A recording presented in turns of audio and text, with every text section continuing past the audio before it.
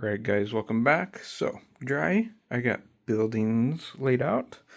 What I did was I marked where, for example here, where we're going to run the wires. So I'm going to drill holes. That one has lighting, this one has lighting. So we're going to drill those quick, put them in. I don't normally glue my buildings, but I did glue this in place. And I glued the tank farm and its pipes here in place in front, just to hold it. Especially with it sitting on basically the equivalent of plaster, they have a tendency to move easy, and I want them to be static for the most part, especially if I bump them. So, gonna drill those. I have power distribution blocks underneath the layout, and that's where all of the lighting gets wired into. So we're going to basically just drop wires from both down underneath, connect, and run over here to this power distribution block. It's over here that powers the grain elevator that you see. So should be easy, but be back in a minute. All right, all lighted up. You can see that's on. It's kind of hard to see, but the light's on in the little whatever that is, maintenance shop place thing in there. And then if we lift that up, you can kind of see. So happy with how that looks. Pretty happy with where it sits. This one is still kind of being touchy, so we'll probably do that, and that'll be good. Next, I'm gonna poke holes for the signs. We're gonna put signs in, and then I'll worry about painting street lines for how to get in, stuff like that, and then weather powders, and we're pretty much done. Oh, and in case you want to see, this is what it looks like on the inside. Pretty neat. I'll do from the other side too. Kind of see there. There we go. Yeah. Neat. All right, guys, lights are in. You can see the nice lighting there on the buildings. I think I showed that in the last clip, which is like 2 seconds for you, but more for me. What I did was I added these street lights here. These are some really old style. I'll show you here from Model Power, which I don't think exist or you can buy anymore. But they work nice when it's nighttime. These are going to shine down here a little bit. So the workers can see and kind of light up the parking lot. In fact, I'll show that to you in just a second. There we go. Nice glow. You can see to hook and unhook your corn syrup cars. And yeah, I like the way that looks. So next is going to be lines. I'm going to put the phone in the tripod mount, and I'm going to show you what we do for that. All right, obviously, so safety first. We need to paint some lines so that workers know what is a safe zone or not. What I'm using is these paint markers. Sorry, here. These work really well. I have a yellow one and a white one. In fact, if you want to see the part number, there's the part number for the white one. And here's the part number for the yellow one. Woodland Scenics makes their own, and I just haven't bought them for really no reason other than these were like $2 and Woodland Scenics is like $12 or something like that. I also have a straight edge metal ruler. You can see this is thicker and harder. You want that to really hold it up and to give you a nice solid edge. And you can see I have been using this quite a bit anyway. So what we need to do is plan out your lines, measure where they need to go if possible, or like in my case right here, I am running the yellow safety line. So I'm going to set this over to the side. Ruler, you want to work on being as straight as possible with this. And let me make sure, sorry, my apologies. I'm trying to make sure this is actually in the shot. It is, okay. Shake these well.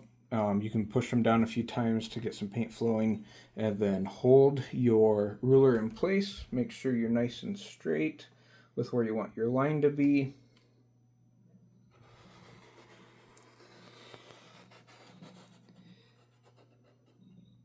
Like that. And you have a nice line right there. Then move your ruler, do it again.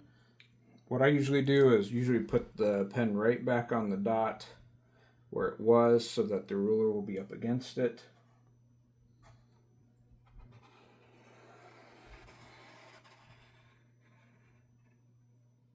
There. Just like that. So some of the things I'm going to do. We're going to, this is the safety line. We're probably not going to do it on that side because workers do need to be there. We'll probably do one at the edge. We're going to do one off to the side. Sorry, my arm's in the way. We're going to do one off to the side over there. Probably do some white lines here in the crossing-ish area. But probably hand draw some like arrows of direction type of thing and stuff like that. I also added a section over here. I think you can see it. My bad. I also added that section there, which the paint is still drying, just to give trucks room to come out of there and turn.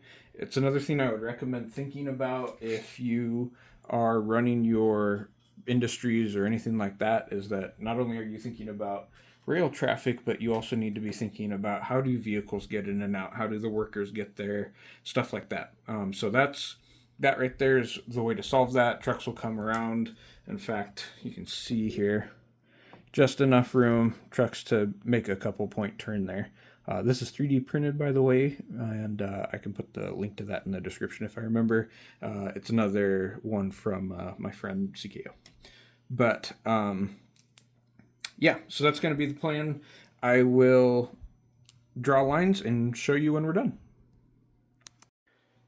Okay, we're almost done. So I didn't put a lot in for lines. I kind of want to research a little bit more about what I should do. I might look at some industrial photos, stuff like that. But overall, not bad. Some hashed, whatever you call it, sections in there. And, some areas here like, don't go past the line and go into the river. Also added in some extra shrubbery, bushes, things like that, just to kind of help round it out, along with the signs, as you saw.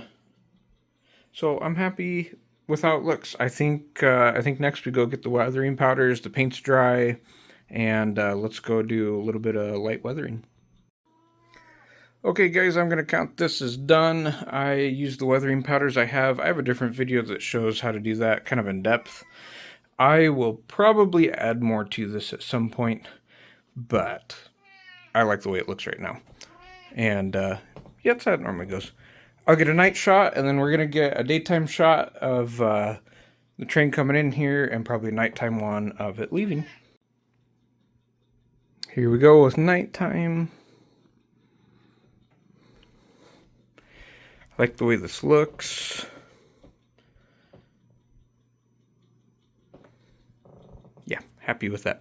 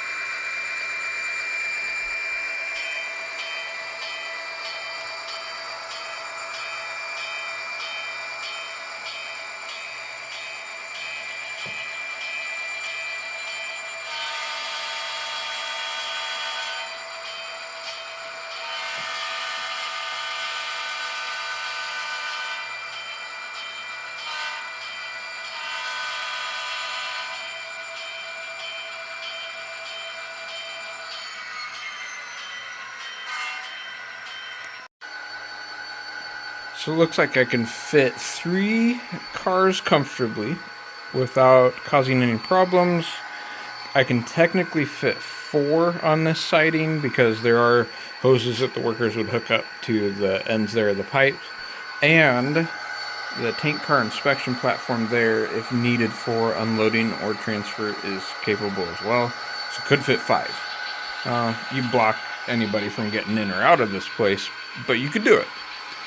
Anyway, thank you guys for watching. Appreciate you spending time hanging out with me while I did this. It's been a long 4-part-ish series, but definitely appreciate you guys hanging out with me. Like, subscribe, comment, all that fun stuff. I enjoy chatting with you, and I hope you got some ideas and inspiration.